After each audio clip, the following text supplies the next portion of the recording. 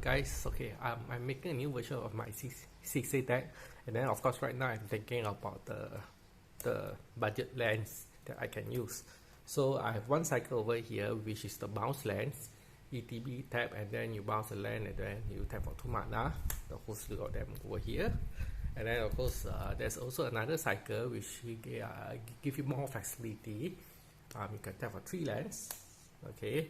And then of course the one whole cycle here, and then of course it's the gates with the maze end, and then with the tutor packages is or whatnot. So when I'm doing my CC deck, of course I have to think, which package would I want to use, because it's all it's like 10 tap lands and 10 tap lands basically. So it will actually be too much to have 2 cycles of whatnot. So what I found is, in general, okay, your choice of either this or this, it actually depends on your commander.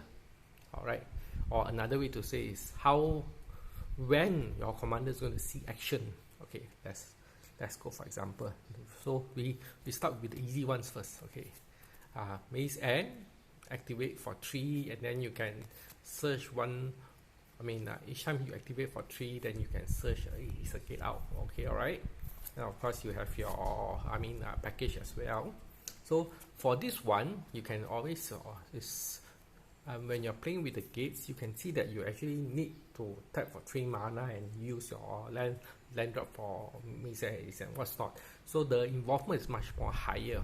So if you are playing with this kind of idea that you want it to be a viable win con or a more consistent win con, so what you actually want is a commander, something like Go Lost, where you are actually casting it for the decks, for the static decks, and then you can ignore the activation of it.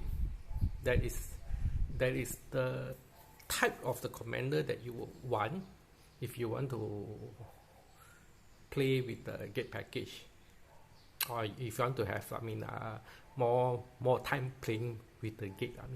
It's a win con. So this type of commander that is there's like maintenance free, mostly maintenance free, that will allow you to spend your mana somewhere else.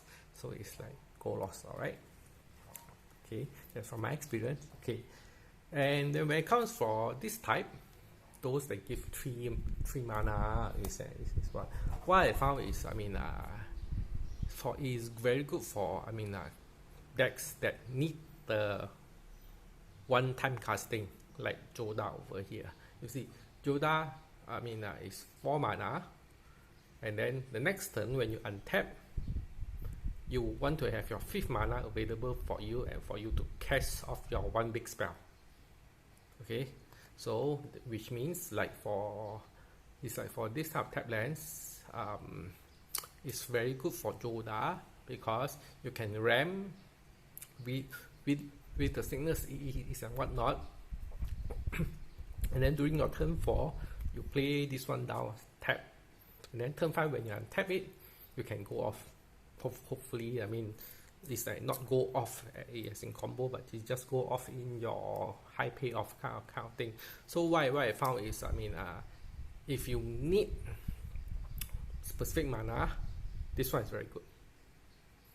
Specific mana for this, for like the one of its casting. So for my Joda deck, I have this cycle with the signets to make sure that he hits what he needs to do. Alright, okay. Joda, of course, I previously I paired him with this cycle as well, but it's not that nice. It's nicer with it's this set. So for the Bounceland, what I'm going to do right now for this CC is I'm going to try the Bounceland cycle for CC and see how it actually goes. So that's my plan. But of course, that is in the future. So we look at some of the cards. So apart from the condition that says that you have to think when your commander is going to see action, you actually should also think what kind of color pairing are you playing with. So let's say, for example, you are playing with C-Mate, you if you are green, well, you are good already. But if let's say that you are playing like a blue component, you have like untap another target permanent, untap target permanent, not name it, okay, then you know that you can use this one for the double mana for this one, 4 mana instead. Okay, all right, so it's good. I mean, so if you have this kind of cards or in your deck, or you plan to put in your deck, then maybe you want to have, I mean, the synergy with this one. Okay, of course, if you are playing with, I mean, like, cards like Zendika Resurgence, where you can get it's additional mana based on the mana that they can produce, then of course you have more advantages. It's over here. All right, okay, and of course, needless to say, if you're playing with the gate, of course you have your, I mean, gate package. So to keep this one simple, all right, so when it comes to budget, you actually have, I mean, like this is like the 5 color budget. It's a tap lens. Even in this category itself, there's another, I mean, there's another layer of it is over here, which of course is, as I said, whichever ones that you want to use, it will actually be depending on how much action your commander is going to see, and how much stuff he's going to do while in play. So that will detect which ones, I mean, is more optimal, I guess. Okay, all right, so catch you guys on the next video.